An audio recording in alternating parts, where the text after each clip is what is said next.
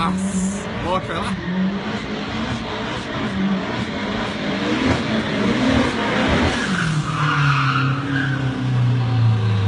É isso aí.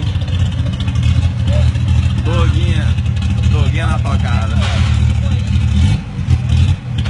Faz uma ré 3 aí, faz uma ré 3. Tá bom. Não, rapidinho, pequenininha. Gasta só R$2 aí.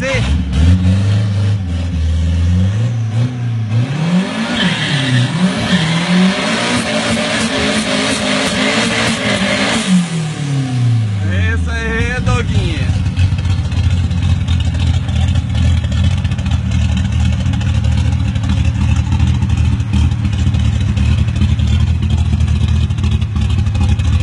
É isso aí, garoto. Já desceu o ré que o carro ficou bom, ré.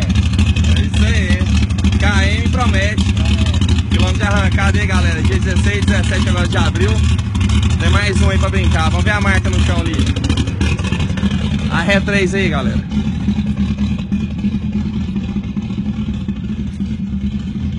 Ó o rabiscado aí, ó. Ó.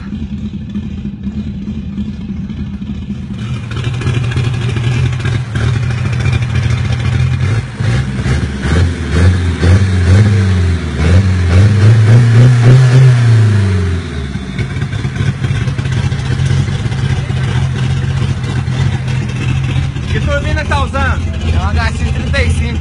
HX35. Voltou tudo forjado, injetado. E os picão top aí.